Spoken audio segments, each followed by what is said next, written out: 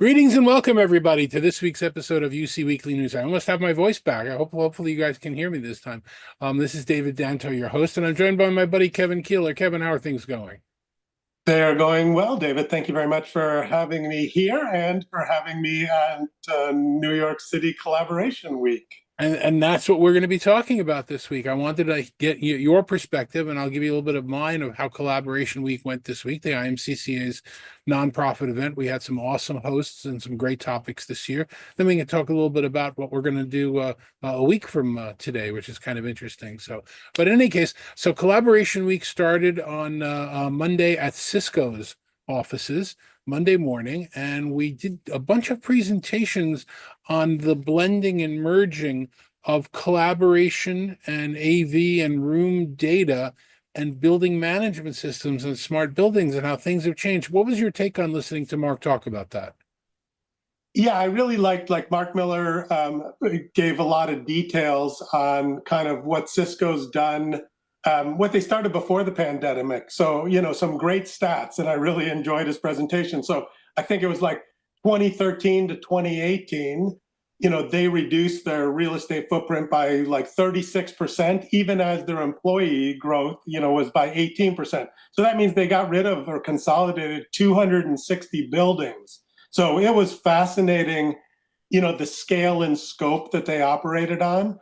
And then the other thing that was cool is they created these patterns, these recipes for these rooms.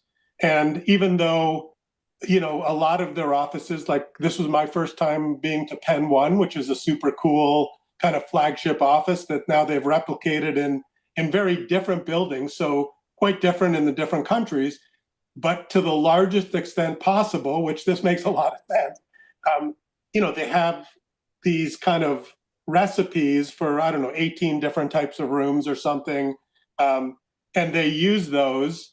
And then, of course, they have to customize them for certain spaces. But it really, was an interesting way to see how you do this efficiently, both in terms of the deployment.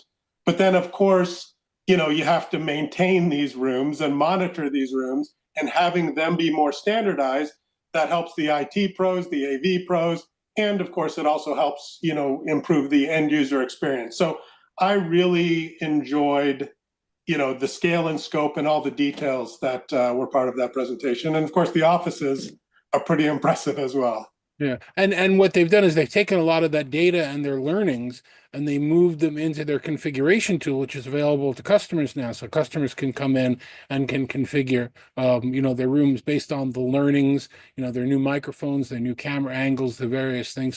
So definitely a very modern office. The downside of that is upside, downside, depends really on your perspective and the day, is that they used to have a lot of really big rooms. Which was great when we had these events that we're talking about.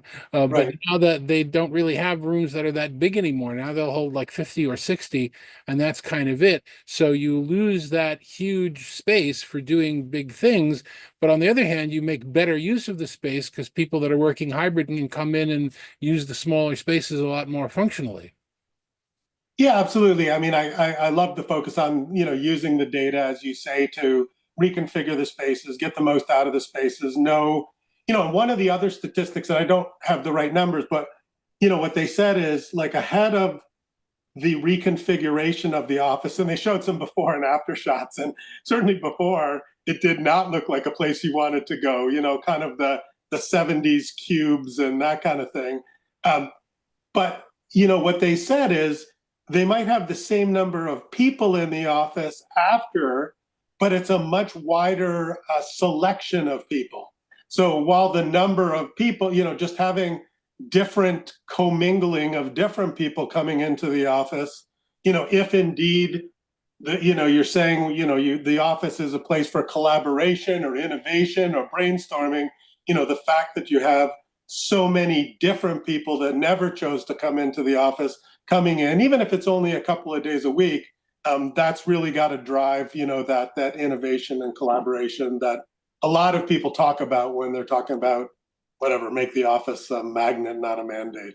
Yeah, and Cisco was a very gracious host, and provided rooms, provided some refreshments. It was really nice. We really appreciate the team there that came through for us. We also don't want to forget Mark Peterson's presentation in the morning, where he Right, was talking about the idea that some of this data that comes from things like Cisco Spaces, and Microsoft Places, and App Space, and some of the other things is now not just something we look at in retrospect. How many rooms did we use? Did we not use? How do we want to build it going forward? All that data was valuable. But now, if you've got a room that's empty all day, the systems know that, and they can turn off the air conditioning. In the future, right. they might be able to turn off the lights, or even if you have a room that's booked but nobody has showed up, why are you wasting the money on HVAC for the room? So the idea that these systems are coming together is becoming more important thing in the industry. Yeah, absolutely. I mean, Cisco many years going back would talk about smart buildings, and now this whole building management system tied into all the instrumentation and Cisco Spaces, on the Cisco devices and how that all ties together. I think the other mark, because maybe that's where you wanted to start, but there was two marks. Good. The other mark, yeah, just made a really good case for you can use this, as you say, if you're saving electricity, saving costs on the HVAC and whatever. I mean, this instrumentation and deploying this, especially in new spaces because it's harder to retrofit, but it can pay for itself. And so, but if you're deploying some of the Cisco devices that have these sensors built in, to some degree, and whether it's your wireless access points or some of the the Cisco devices that you put in the rooms, that you don't have to run a lot of cables and what have you to get some of the sensor data. So Right. and then there was a bunch of kind of panelists that were talking about how they're trying to deal with this at scale. Like there was Kevin from Disney, and I don't remember all the people's names, but we Andrew from Excite, and Sharath Abraham from Jabra, and yes, they right. did through all of that. It's great data to be aware of, and it's interesting. I'm going to try and get as many of the PowerPoints from you and from everybody else for those weeks posted on the site, which is collaborationweekny.org. They're not up there yet, but they probably will be within a day or so. So I have most of them at this point. So the second day we were at Crestron's new customer experience center all day. They were gracious enough to host us and give us breakfast and lunch. Brad Hinsey was one of the speakers there.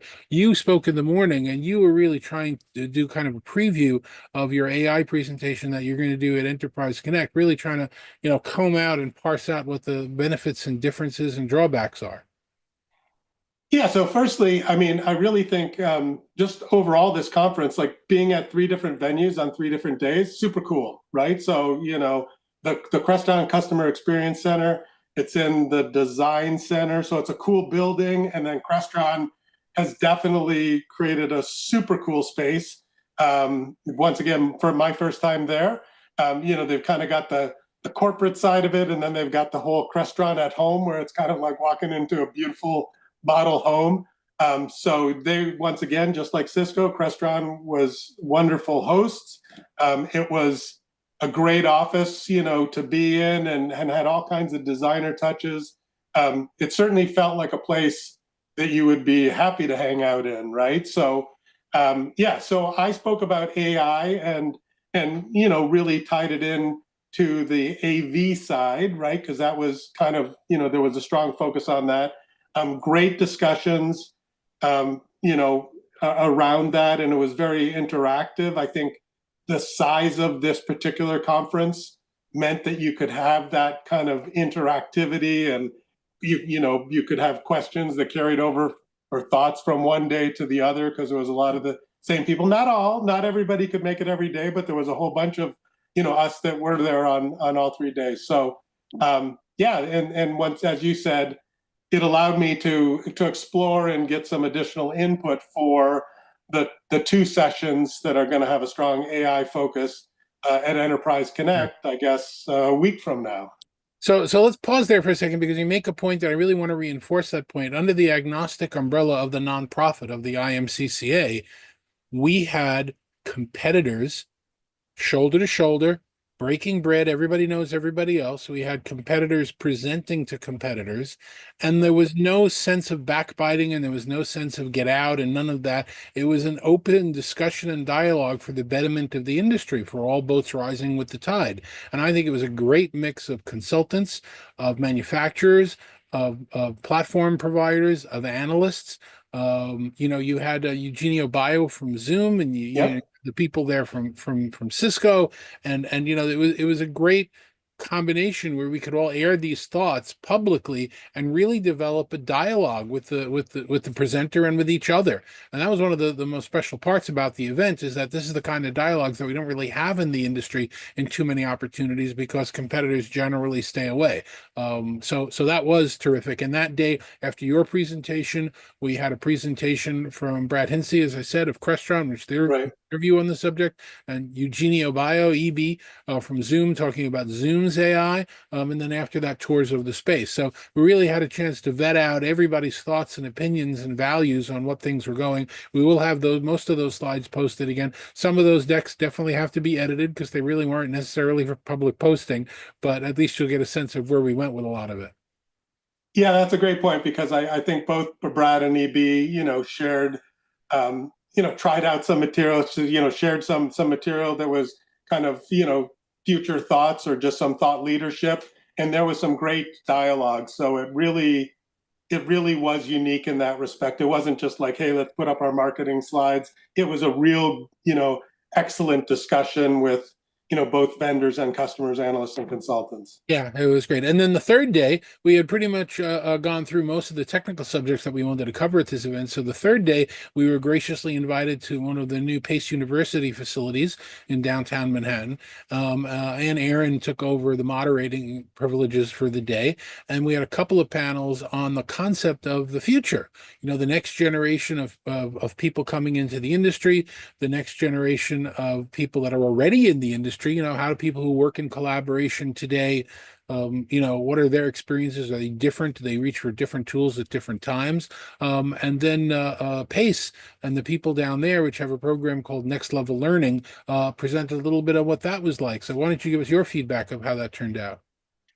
Yeah, I think this was super cool as well. I mean, there was a lot of discussion just about different communication styles with, Gen X and millennials, and and I think there was once again a whole bunch of great, stats that were shared, and I think a lot of us think of, kind of Gen X and millennials as just entering the workforce, but right now they're almost the majority of the workforce. The oldest millennials are 44, so that's certainly not at the beginning of anybody's career. So and there was a lot of great discussion. Like this was a lot of back and forth. Like what should we think about from different communication styles, whether it's instant messaging or emails, who likes it, who doesn't.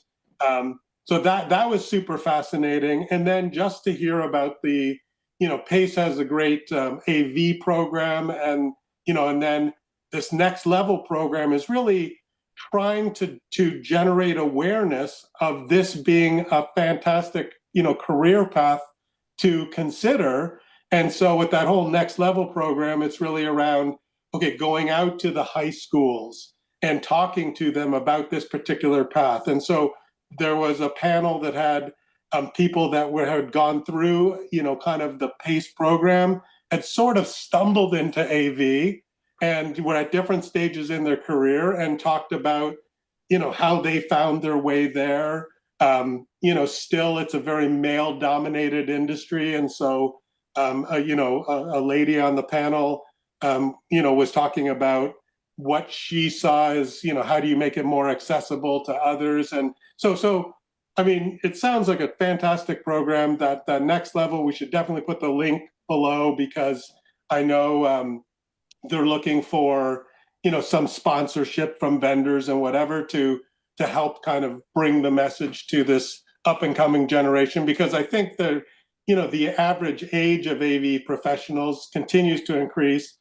More people are retiring than are coming into the industry, and yet rooms, and certainly, Pace talked about how AV is used in higher education, because of course, professors and increasingly now when you have at least some of your student population remote, because now, through the pandemic, campuses work together and what have you, there's some pretty high AV requirements. And so they talked about how they're addressing that from a technology perspective, but of course, you also have to address it from the people perspective. So it was really a great third day to, move and talk more on the people side, having spent, day 1 and 2, yes, focused on people, but, more so on the technology piece.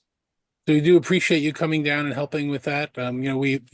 We had been doing them in New York and California prior to the pandemic. This is the second year in a row we've done the one in New York. I'm not sure we're doing one in California this year, but again, we're going to continue doing these things under the IMCCA umbrella. I'm happy to volunteer my time to put all of this together because I think the program is valuable, and I think the sponsors and the attendees all appreciate it. So thank you, and I appreciate your input because that was again one of the more valuable parts of the program as well.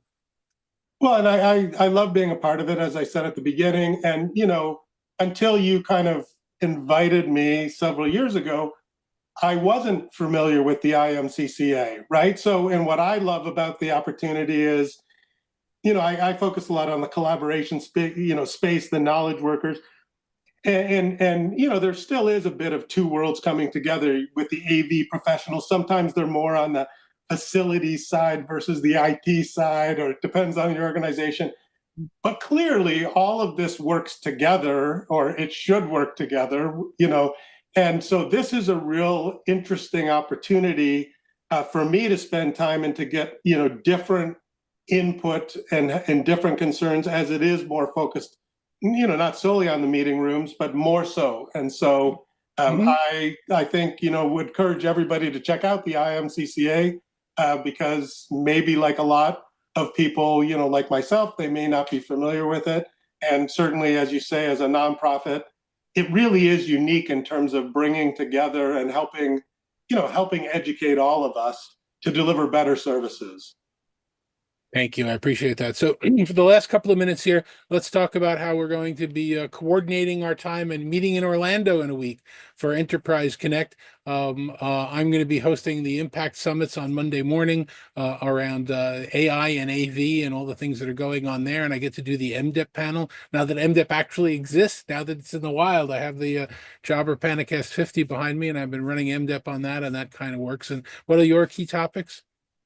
Yeah, so I'm doing like two key sessions. One is making the most of your AI assistant. So that I'm doing with Brent Kelly of Omdia.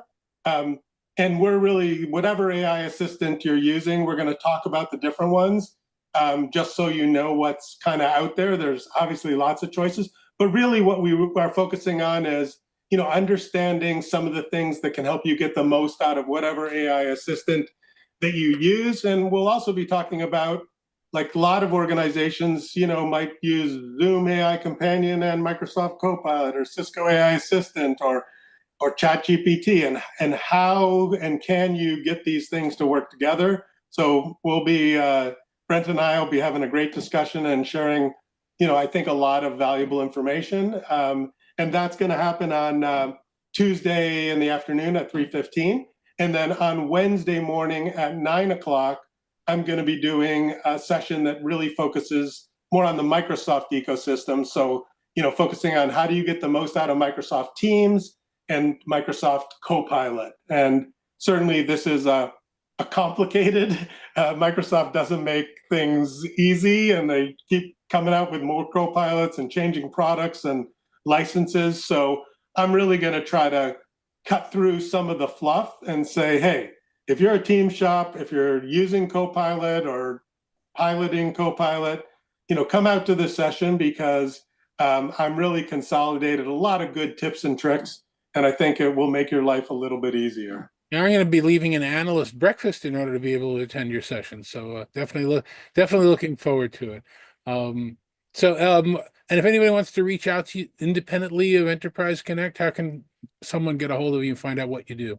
Yeah, I think so. Kevin Kieller on LinkedIn is the best way. I'm, just direct message me, and if you're going to be at Enterprise Connect, please, track me down, see me in the hall. That's really what Enterprise Connect. The sessions are great, but really it's about all those meetings that we've scheduled and filled up our calendars with, because it's a great opportunity to just have in-person discussions. Couldn't agree with that more. That's one of the reasons I'm going to be at Enterprise Connect, one of the reasons I go every year. 2 weeks after that, I'm going to be at the National Association of Broadcasters Conference, NAB, in Las Vegas. And then about a month or two after that, we've got Infocom coming up in June. So those are places where you can get in touch with me. Kevin, thank you very much for joining me today and going over this stuff. I really appreciate it. You're more than welcome, David. It's always a pleasure to chat with you. And thank you very much for watching the show every week. Next week, as I said, we're going to be in Orlando. I'll see if I have the energy and the wherewithal to produce a fresh show on Sunday night, right from the middle of the Gaylord Palms. I'll see if anybody will join me. And if not, I'll just put an old one on. So, but we'll be there. And then the following week, obviously, I'll be reporting from it. So thanks very much for watching. We'll see you next week.